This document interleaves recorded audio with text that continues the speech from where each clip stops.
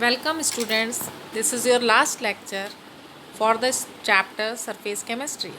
In this lecture, we will discuss about protection of colloids, colloids around us and application of colloids. Now the first topic of this lecture is protection of colloids.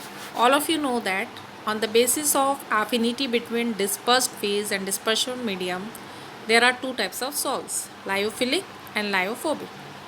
Out of these two types of salts, lyophilic salts are stable, whereas lyophobic salts are unstable. The reason for the more stability of lyophilic salt is that lyophilic colloids are extensively solvated. That is, colloidal particles are covered by a sheath of the liquid in which they are dispersed. Means एक liquid की layer से covered होते हैं colloidal particles of lyophilic salts, therefore they are more stable. Now lyophilic colloids have a unique property of protecting lyophobic colloids. Means when a lyophilic salt is added to the lyophobic salt, the lyophilic particles form a layer around lyophobic particles and thus protect the latter from electrolytes. Means जब lyophobic salt में lyophilic salt mix कर लेते हैं तो lyophilic particles lyophobic particles के surrounding पे एक layer form कर देते हैं और उन पार्टिकल्स को कोआगुलेट होने से बचा देते हैं. This is known as protective action of lyophilic colloids over lyophobic colloids. That's why lyophilic colloids are also called protective colloids. Now colloids around us means हमारे आसपास हम कौन से कोलाइड्स को देखते हैं. Some examples of colloids around us are first blue colour of sky. Sky is blue. Why sky is blue? Due to scattering of blue light by the dust particle which are dispersed in air. Air में जो dust particle है वो collide है, वो blue colour light को scatter करके sky को blue बनाते हैं. Fog, mist and rain. Fog, mist and rain are example of colloids in which water droplets dispersed in air. Then most of the food particles are colloidal in nature. Blood is also colloidal in nature. Soil is also colloidal in nature, and due to its colloidal properties, it has water holding property. Then formation of delta. आप लोगों को पता है, आप लोगों ने geography में पढ़ा होगा कि जहाँ पर नदी का पानी समुद्र से जाकर मिलता है वहाँ पर डेल्टास फॉर्म होते हैं. Actually river water is colloidal in nature. Salts होते हैं जिसमें मड पार्टिकल वाटर में डिस्पर्स्ड होते हैं. When the river water come in contact with sea water, the coagulation of particles present in river water by the salts, by the electrolytes present in sea water takes place, and the particles present in river water collected in the form of deltas, and delta formation takes place. Now the last topic of this lecture is application of colloids. The first application of colloid is electrical precipitation of smoke. आपको पता है किसी भी industry से या factory से जो धुआं निकलता है जो पूरे एयर को पॉल्यूटेट कर देता है, तो यदि हम उस स्मोक में जो कोलाइडल पार्टिकल्स हैं, डस्ट पार्टिकल जो कोलाइडल नेचर के हैं, उनको यदि हम रिमूव कर दें तो पॉल्यूशन फ्री एयर जो है वो एटमॉस्फेयर में मिक्स होगी. और smoke is a colloidal solution of solid particles such as carbon, arsenic compound, dust etcetera in air.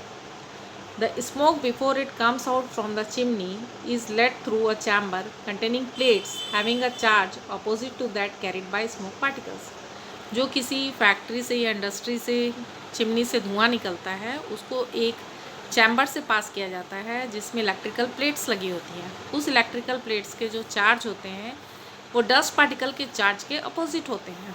That's why the charge of dust particle neutralize by the charge of the plates.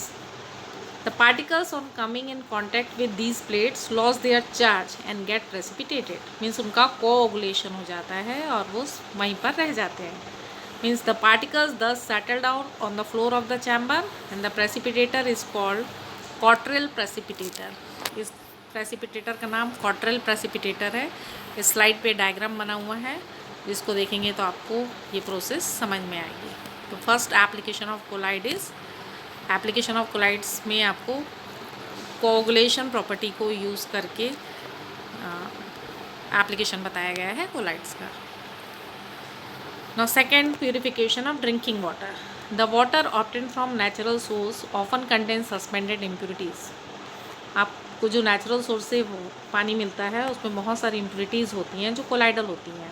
Now alum is added to such water to coagulate the suspended impurities and make water fit for drinking purpose। Alum जो होता है double salt है potassium sulphate and aluminium sulphate का, K2SO4 Al2SO4 whole thrice dot 24H2O।